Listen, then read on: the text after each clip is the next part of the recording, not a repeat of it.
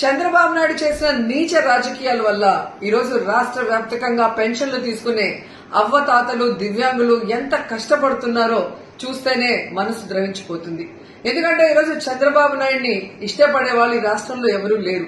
కేవలం అవ్వాతాతలంతా కూడా జగనన్న పరిపాలనలో పెన్షన్లు టెన్షన్ గా పొద్దున 5 గంటలకే ఇంటికి చేరుస్తుంటే నా బిడ్డ బాగుండాలి అని వాళ్ళు ఇచ్చిన దీవెనను చూసి కక్షగట్టి తన యొక్క ఫాలోయర్స్ ఎవరైతే ఉన్నారో తొత్తులు నిమ్మగడ్డ రమేష్ అచ్చెన్నాయుడుతో ఎలక్షన్ కమిషన్ కి ఈరోజు వాలంటీర్ల మీద కంప్లైంట్ చేయించి ఆ వాలంటీర్ వ్యవస్థ పెన్షన్లు ఇవ్వకూడదని చెప్పి ఈరోజు బ్యాంకుల్లో వేయమని ఎలక్షన్ కమిషన్ చెప్పే పరిస్థితి తీసుకొచ్చారు.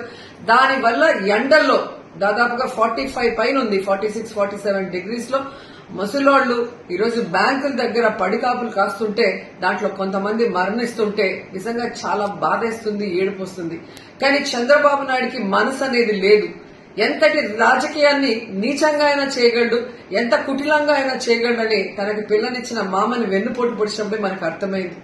58 నెలలు ప్రజలకి కష్టం లేకుండా సచివాలయ వాలంటీర్ వ్యవస్థ ద్వారా జగన్మోహన్ రెడ్డి గారు ప్రతి సంక్షేమాన్ని ఈవెన్ పెన్షన్ రైస్ తో సహా పేద ప్రజల ఇళ్లకే పంపిస్తుంటే ఈరోజు కక్ష కట్టి 1 నెల గ్యాప్ వచ్చే ముందుకి ఎలక్షన్ కమిషన్ కి కంప్లైంట్లు ఇచ్చి ఏ విధంగా ప్రజల్ని ఎండల్లో తిప్పి వాళ్ళ మరణానికి కారణమవుతున్నారో ప్రతి ఒక్కరు కూడా గమనించాల్సిన విషయం. ఈరోజు చంద్రబాబు నాయుడిని సూటిగా అడుగుతున్నాను, పెన్షన్లు తీసుకునే వయసు, నీ వయసున్న అవ్వతాతల్ని ఇలా ఇబ్బంది పెట్టడం నీకు భావ్యమేనా?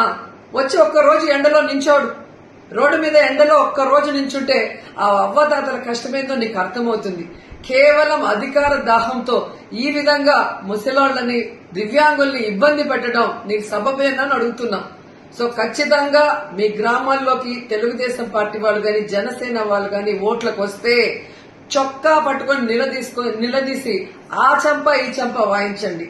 రాబోయే ఎన్నికలు మే 13 జరిగే ఎన్నికల్లో మిమ్మల్ని ఇంత ఇబ్బంది పెట్టిన ఆ చంద్రబాబు నాయుడిని, ఆ బీజేపీని, ఆ యొక్క జనసేనని తరిమి కొట్టండి అని కూడా ప్రతి ఒక్కరిని కూడా కోరుకుంటున్నాను.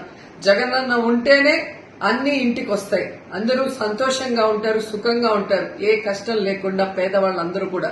కానీ చంద్రబాబు నాయుడు అనేవాడు ఇంకా రాకముందే నెల రోజు ఎలక్షన్ కమిషన్ లో చేతిలోకి ప్రభుత్వం పోగానే ఎలా బిహేవ్ చేస్తున్నాడు, తన తొత్తుల్ని పెట్టి కంప్లైంట్ ఇచ్చనేది ప్రతి ఒక్కరు కూడా గుర్తుపెట్టుకోవాలని తెలియజేసుకుంటున్నాను.